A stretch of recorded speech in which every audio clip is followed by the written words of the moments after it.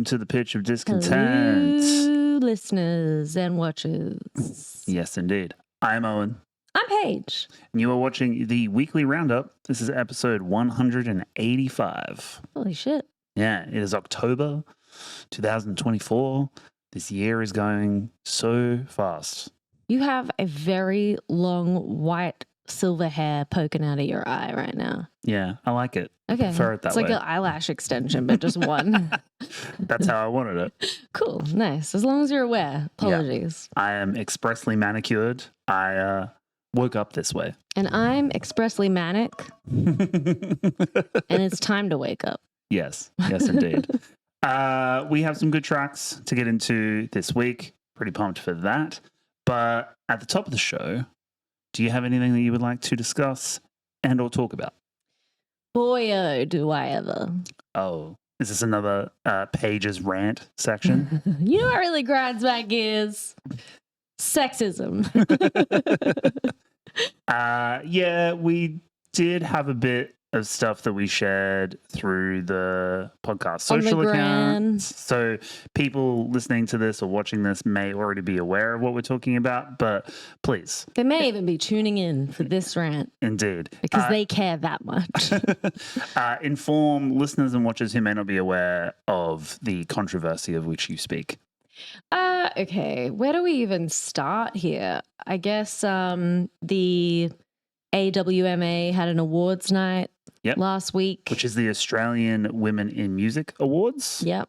I like using the abbreviation because I have acronym for whoever is a pedant out there. I have ADHD, so I don't remember. Like even looking at that acronym, I'm like, what? And it's a pretty easy one. Anyway, I guess I want to start by saying congratulations to all of the women that won. Yes.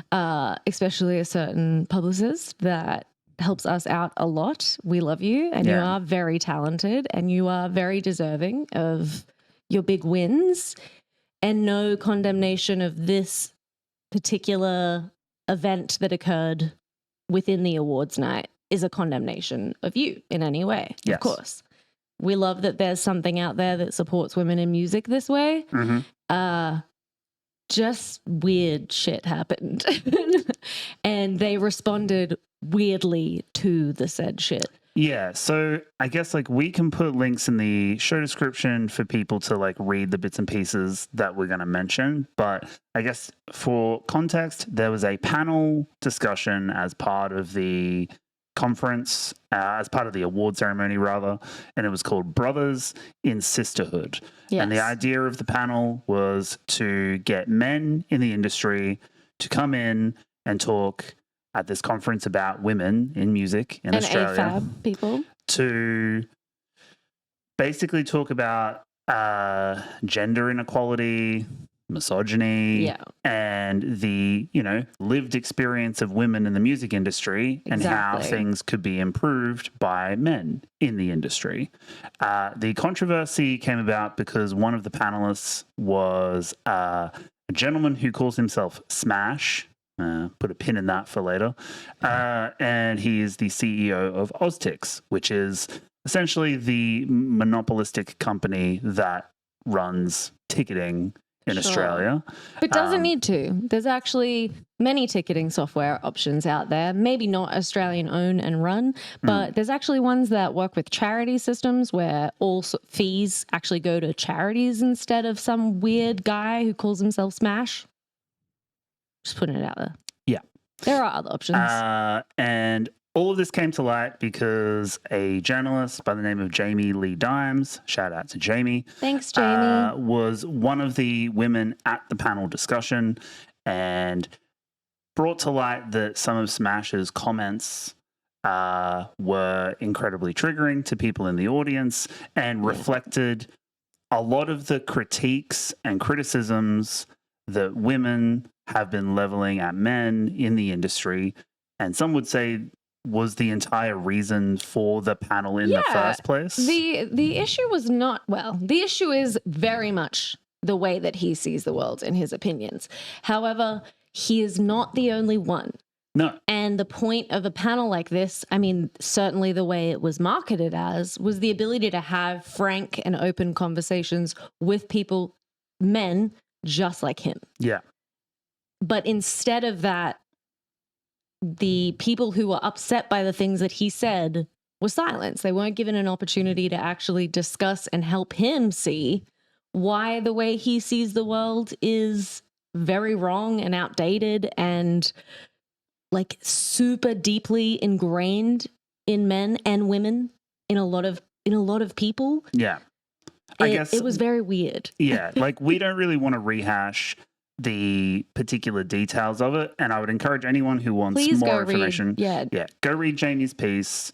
It's already caused quite a stir and has a lot of visibility from a lot of people in the music industry. But if you want more information, that's the best place to get it, because the piece outlines all of the comments, the issues with them, and the, lack of understanding that was present in that panel. And I mean, my biggest problem out of the whole situation is with the former, commissioner for, is it sexual assault? I believe that was one of her titles, yes. Miss Jenkins, Kate Jenkins, I believe, yeah.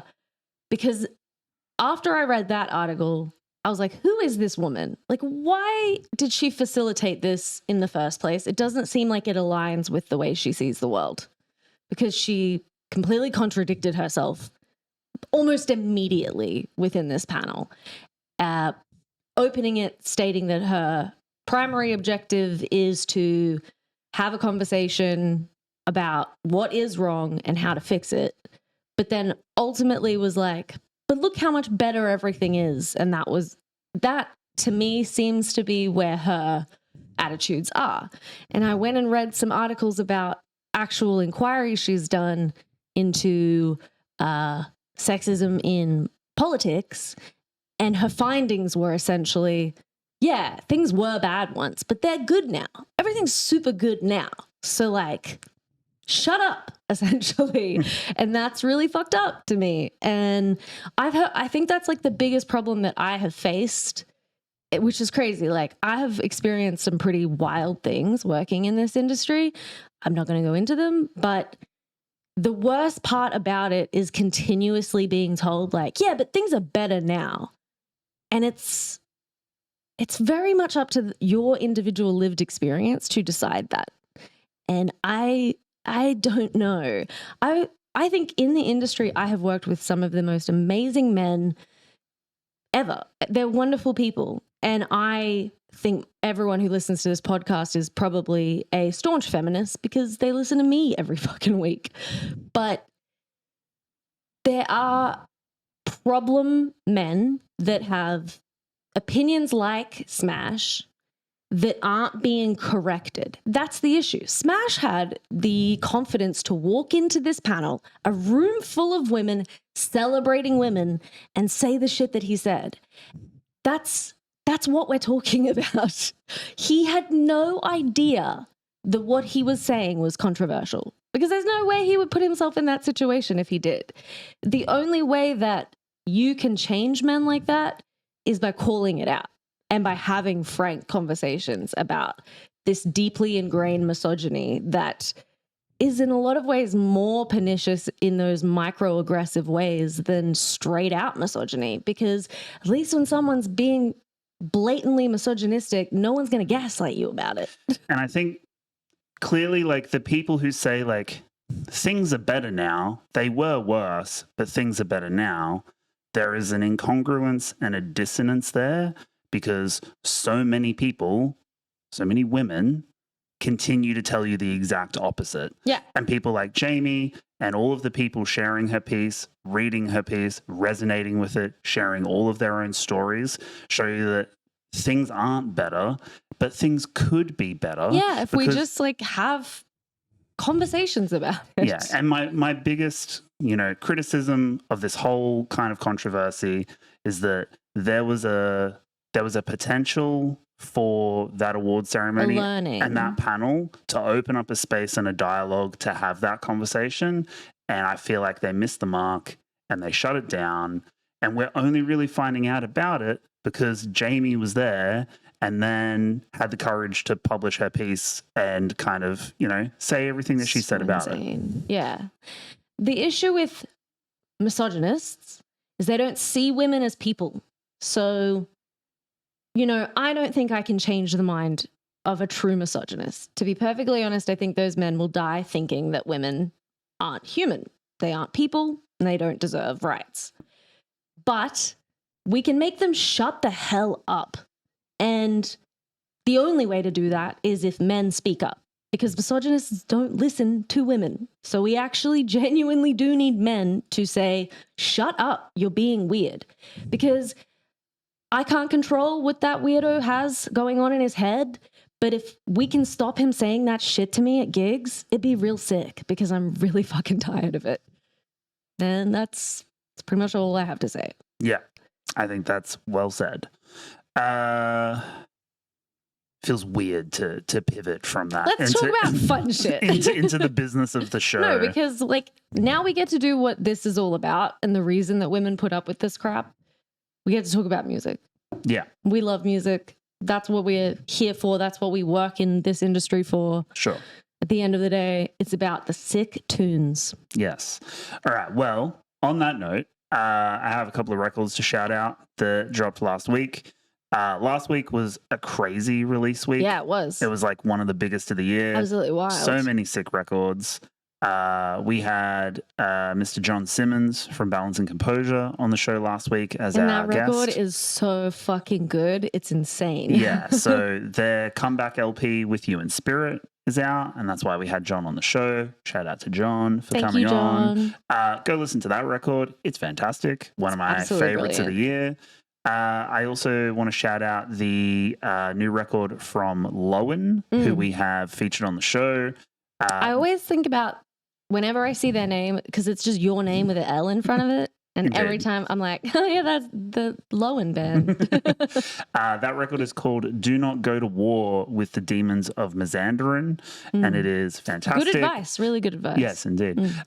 Progressive, doom metal adjacent type stuff with experimental, with Middle Eastern scales and incredible singing. Sure. So go check that out. There's also a new record from Chubby and the Gang, and it was called And Then There Was. Fantastic record, just cool, fun, UK, hardcore punk stuff, but also like 70s prog inspired, and it's like weird at times. There's funk in there in somewhere. The way that Chubby just like does whatever the fuck he wants, which I think is sick. So yeah, and the gang. I think it's actually just his like solo project now. Correct. The gang is whoever he wants at the time. Which is why you can just say and the gang, and it's all encompassing. Yeah, okay. But go check that out. It's a good record. Do it. And then we have an incredible feature album to discuss at the end of the show, so stick around for that. If you want to hear that, you're going to need to sign up to the Patreon. You're going to have to do it. So this is what keeps the lights on. Indeed. So jump on over. And they're expensive lights, man. Jump on over to the Patreon, TPD Pod. It's $3 a month to get all of the bonus content, to get the full link to the full weekly Roundup shows. Go check it out. It's good. It's fun. Can't recommend more. All right. Should we get into the main show? Yeah, let's do it. Let's do it.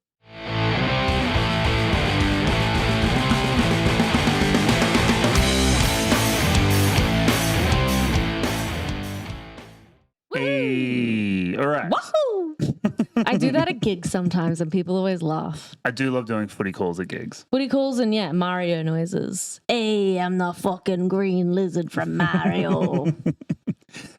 First up for this week, Paige, we have one of your favorite bands of all time, prog rock titans Coheed and Cambria. It's my boys. It's my father's. They have come back with a new single in lieu of their appearance as headliners of the Monolith Festival, which is happening in Australia next month.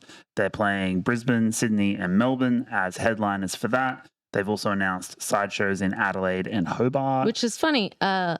It will be the first time I see them. Because every other time I have been in central Queensland, nowhere near anywhere they toured. So as one of my favorite bands, hilariously, because of lack of privilege, I was not able to attend any show up until now. I know. Sad. Single tear rolling down the face. The new single is called excuse me, I'll try that again. Blind Side Sunny. And I haven't listened to it yet. This is good. So it picks up from the events of their previous LP, which was 2022's Vaxis Act 2, A Window of the Waking Mind. Correct. Thanks for the Coheed song title, or album title, rather. And the new track introduces a new character. Fucking guy. A new character and potential villain in the aforementioned Sunny to the Amory Wars / Vaxis universe. So expanding their big, sci-fi fantasy. This is the Mark Wahlberg character. He got them to write him in. Okay. It's just Marky Mark. Interesting. I got a little quote here from frontman Claudio Sanchez, who says, quote, Blind Side Sunny is a song about revenge. What may seem like an innocent choice to someone could be the breeding ground of another's malicious misunderstanding. Perception can be your worst enemy. Yeah, I hate being perceived. Don't perceive me. Don't fucking perceive me. Quit it. All right. I'm very, very interested to hear your thoughts on this one. I'm not going to say any more. Let's just do it. Let's do it. This is Coheed and Cambria, Blind Side Sunny. Okay, let's go.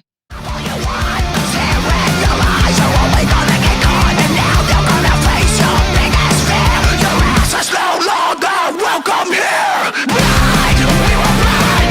We were blind. Yeah. Give us some. We were blind. We were blind. We were blind. Yeah. Give us some.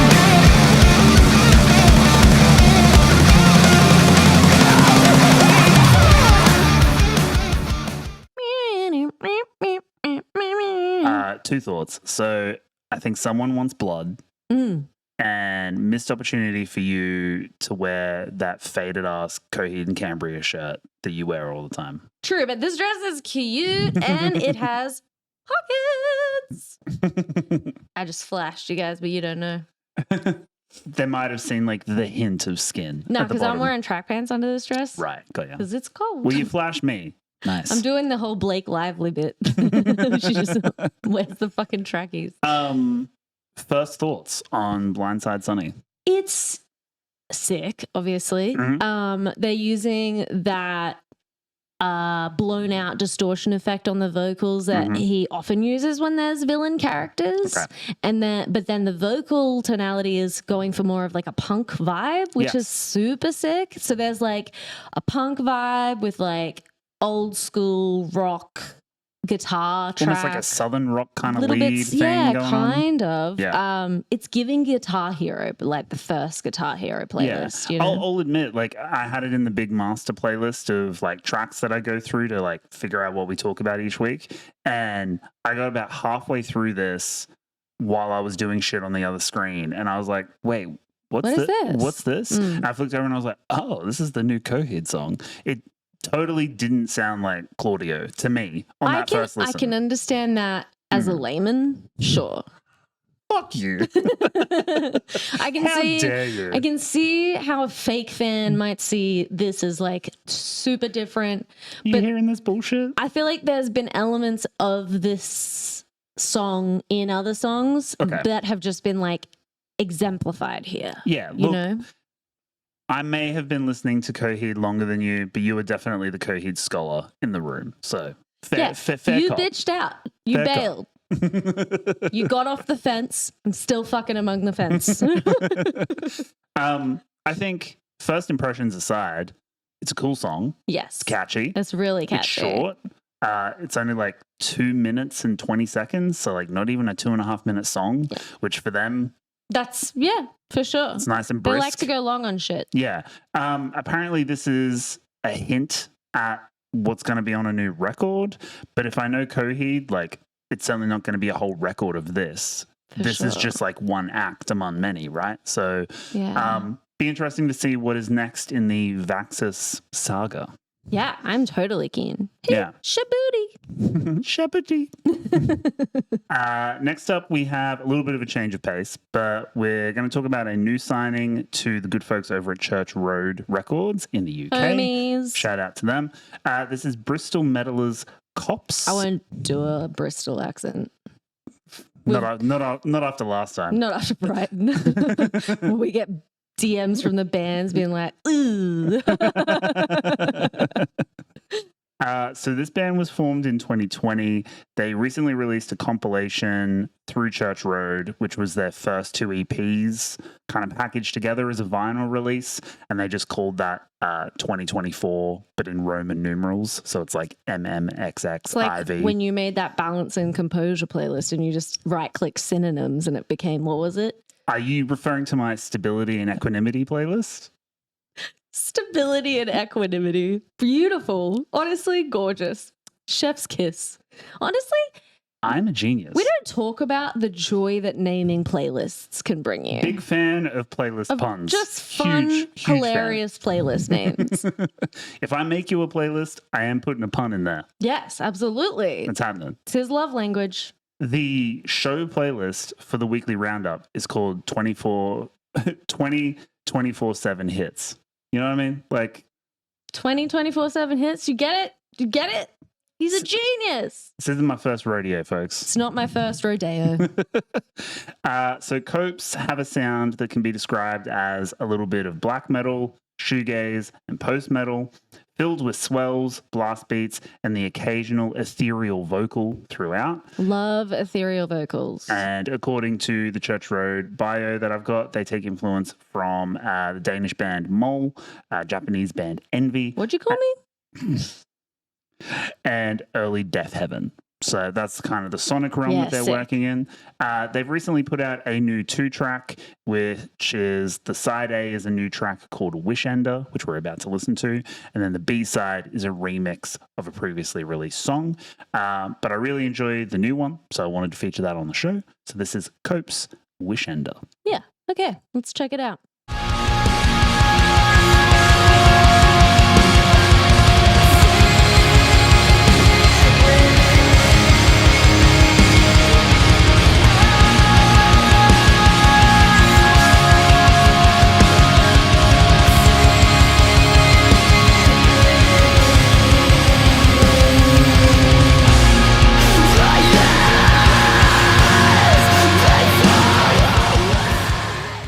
Ooh, songs to power cry to. Okay, I was going to say, you said something I before off repeated mic. it. I did it. Okay, It's good job. fine. Yeah, beautiful song. Pretty Gorgeous. much exactly what it says on the tin. Yes. Yeah. I thought the same thing. The bio is pretty They accurate. really nailed it. Yeah. Although I wouldn't even say that vocal is necessarily like ethereal. It's more just like super like More ephemeric. it's very uplifting, very triumphant. Beautiful. Yeah. And the way that like melodic vocal in that big kind of swelling That- bridge kind of yeah. section is like kind And of that powered outro. through with like the double kick. Yes. The big like galloping kind of double kick. Yeah, for sure. Production is great as Yeah. well. Yeah, it's gorgeous. Don't have too much to add to that. You kind of Nah. hit everything there. Yeah, well, I mean, it's a 6.5 minute song. It kind of does Speaks for itself. Speaks for yeah, itself, I mean, yes. as songs tend to do. Yeah, but I think if you're a fan of all the aforementioned bands like Envy and Yes. Death Heaven and Mole, like you, If you like this, you like this. yeah, you would fuck with this. Mm. But yeah, I guess if you're into that, go back and listen to the compilation release. It's up on Bandcamp. You can listen to the first kind of EPs from the band. But I would say that Wish Ender is kind of a hint at maybe some new stuff coming down the pipe, maybe a debut album for Church Road, wink wink. So let's hope that comes through soon. Yes. What are next? What are next? Aussie rockers Dear Seattle Oh, shit. have finally revealed their forthcoming album. Mm. This will be their third. It's called Toy in all capitals, and it is due out on January 17th. next year through Domestic Lala. Cool. Now, we have featured a bunch of singles from the band on the show, Sungazer and IDC or I Don't Care. I Don't Care, yeah. So those will be featured on the record, and that album follows on from their 2019 debut album, Don't Let Go, and 2022's Someday. They have put out a new single, which will be kind of the lead single for the album release. This one is called Evergreen. Yes. And I have a quote from the band as like a collective statement. They say, "It's all too common for people, men especially, to bottle up their emotions and avoid confronting the way they feel because they were never really taught how. So we sit and we stew and we wallow in our thoughts far longer than we ever should." And then you break drywall. Yes. Be it love, fear, anger, guilt, or lust occupying us, learning how to honestly and vulnerably communicate the way we feel is the most useful tool we can master. Absolutely. I couldn't agree more. Society is really fucked up with men and their emotions. This is an interesting pivot, for sure. Additional angle or reflection of previous comments. Of the issues of the weekend. Exactly. Because when there isn't room for open dialogue and conversation, both sides lose. Yes, agreed. But this is a fun one from the Dear Seattle fellas. And I think if this is kind of indicating what they're doing with Toy, previous singles, and this one included, it's going to be a banger album. I'm really excited. So let's have a listen. This is Dear Seattle, Evergreen. Okay, let's check it out. It seems like part of me could never tell you what could have been. Yeah, it seems I'm in between the melancholy and evergreen. Tell me you feel it now. Can't you see you've got me staring my ceiling down? This feeling repeating, is it worth it to be perfect? What does that make me now, Paige? Every now and then there's like artists that come around that just have this like uncanny ability to write these insanely catchy choruses, and it never ceases to amaze me. Yeah, Dear Seattle have such an interesting progression because like I remember like way back in the day, their first ever releases were like on the like screamo post-hardcore spectrum. And then they did like kind of an abrupt shift into this more like alt rock kind of sound.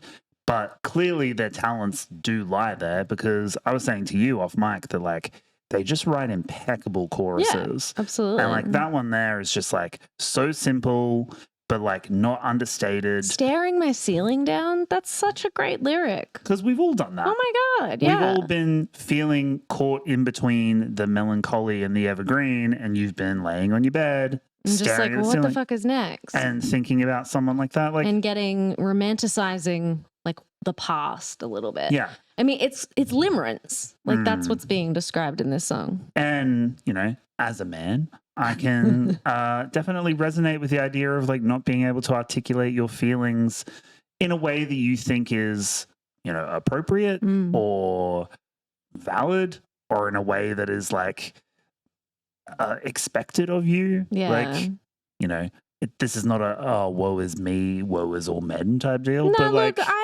I mean, my dad's a man. You know what I mean? My husband's a man. Excuse me, did you not wear a shirt where you said, "I've literally never met a man"? I don't know. Is there evidence of it? Prove it. Wouldn't hold up in a court of law. Never met a man in my life. I like to think of myself as an ally. You know, to men, to the cause of men cause, to the cause of men. Thank you. So sure. great. I just wish you guys wouldn't do it in front of me. You know. So great to have you on the team. Stop being a man outside. I don't know, like other weird shit that people say about gays. Just stop throwing it down my throat. You know what I mean? Stop being so publicly a cis white male.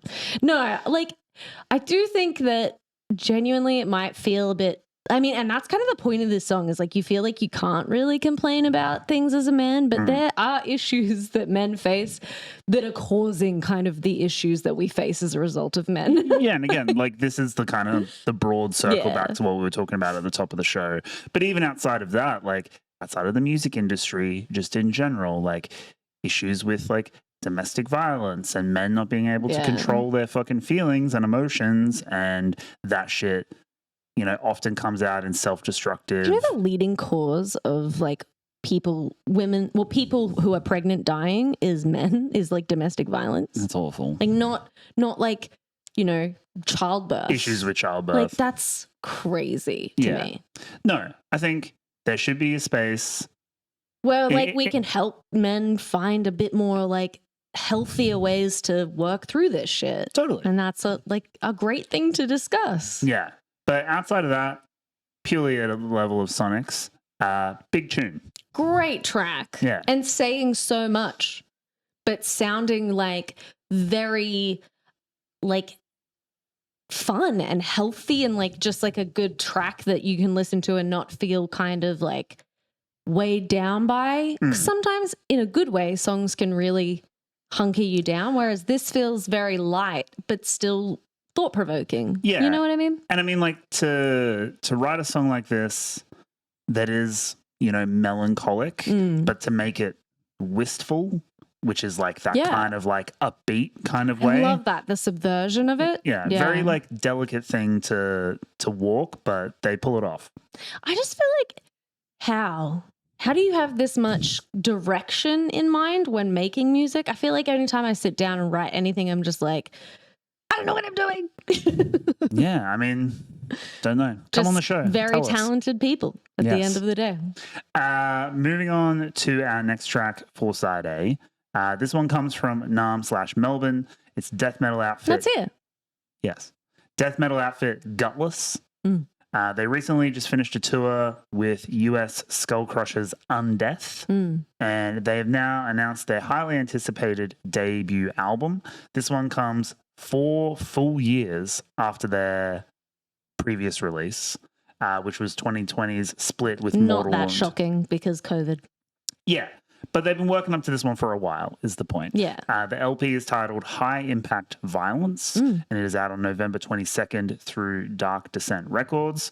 I've got a pretty fun little quote here from the label press release, which states, Gutless managed to have the perfect blend of old school savagery while still retaining their own personality and sound that doesn't feel like a diluted version of a superior band. Snapneck rhythms and visceral grinding warfare will certainly have even the seasoned maniac tearing out their flesh in morbid ecstasy as the short but sweet opus erupts pus into their ear canal.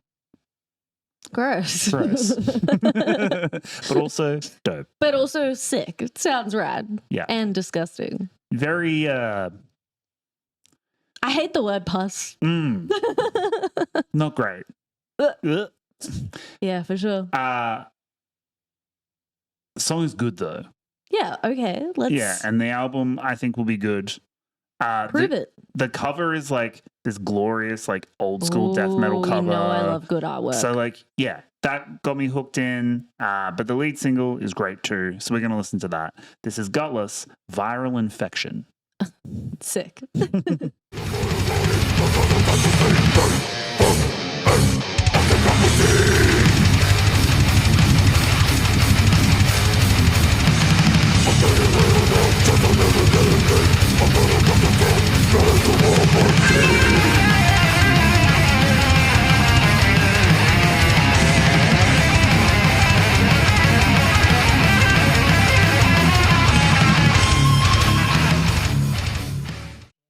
What's that sample from? I mean, I do not know. I wish more songs had samples. I love samples in songs. Love samples in songs. Underrated. Big fan. Also, can I just say, not having a death metal band in Australia called Gutless would have been a cry for help from our country. It is the perfect, a missed opportunity. Perfect like Aussie idiom to turn into a death metal name. It is a death metal band name, I have seen them live too and they fucking rip. Yeah, so, hard as hell. It was so good. I don't really have much to add. It was death metal and it was great. I think you'll find it was death metal. Yeah. What I would like to do is read the YouTube comments for Viral let's Infection. do that. Because I love feel like that'll give you a better sense of what's going on here. Please. So Dave McElroy says, shout out Dave. New song, killer neck snapping death metal, great band. Yeah, sick. Brian Johnson says, now that's a dang groove. Grandma's gonna love it. Thanks, Bri. So Grandma Johnson, hell yeah. Hell Shout yeah, out. Granny. JT says, For sure. It's gonna be May. Key M Chemo says, Aussie goats. For sure. Nah. Princess Olmeca 2933 says, damn, look at that fucking awesome cover. Old school as shit. Fuck yeah, it is princess. indeed old school and gross. 2932 has nothing on you, babe. It's 2933. Yeah, but 2932 has got Sorry. nothing Yeah, she's on this princess. Yeah, gotcha. David Perez says, fucking A with a fist. Hell yeah, Dave. And then Voodoo 696, nice, says, with the drum. Oh, okay. Just a little drum emoji. How did they say that? Yeah. So I feel like you can get a sense of what's going on with the song, having now listened to it. That's really painted a picture. And seen Better the than that social press response. release, to Indeed, be honest. Indeed. No comments about pus, though, which was disappointing. Missed opportunity. All right. Well, let's move on to the final track for Side A this week. Keeping things Australian. Once again, 3 Aussie bands in a How row. the bloody hell are ya? We've got a new 3-track release from Byron Bay alt rock project 95 Reunion. We featured this one on the show before. Not a lot of info online about 95 They're Reunion. a mystery. I actually reached out to them and I was like, hey, Who are you? the 3-track rocks. Do you have any info online about it? And they were like, yeah, we'll send it through. And they just haven't yet. They've been too busy. Well, admittedly, this was at like 10:30 last night. So like that's not on them. That's on me. It's on you, dickhead. But we featured previous single Leisure last year. And then this new release is in much the same vein. Just very catchy, well-constructed, well-composed alt rock. They are on upcoming shows supporting Koyo on their first Australian tour, which I'm very excited about. It's coming up in the next few weeks. So they're a natural fit for that bill. No, it totally makes sense. Yeah. Yeah. So the 3-track is called Glue, and I'm going to play you the title track from that. So this is 95 Reunion, Glue. All right, let's do it.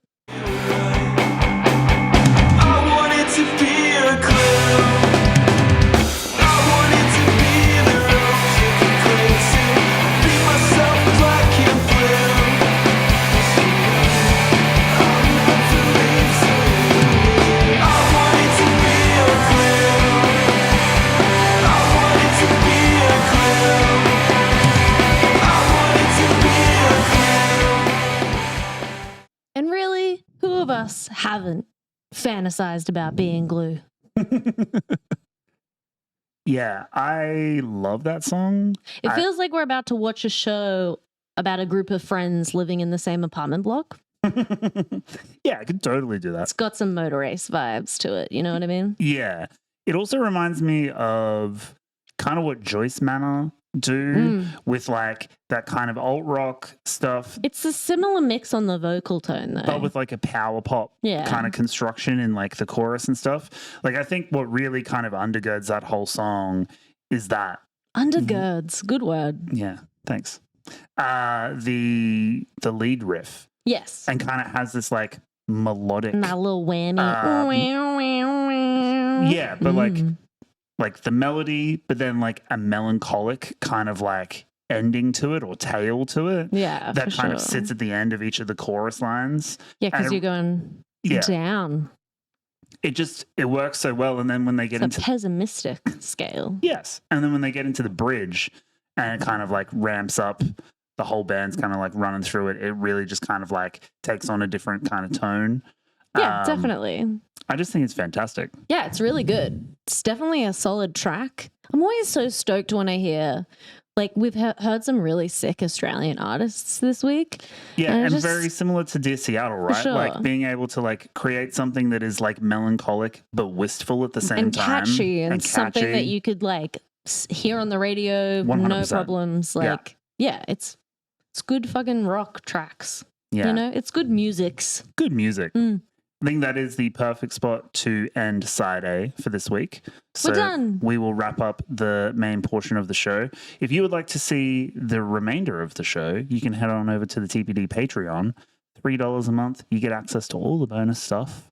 And you get the rest of this episode as well as all of the weekly Roundup episodes. You get us for double the time for only the price of a coffee, I guess. Yeah.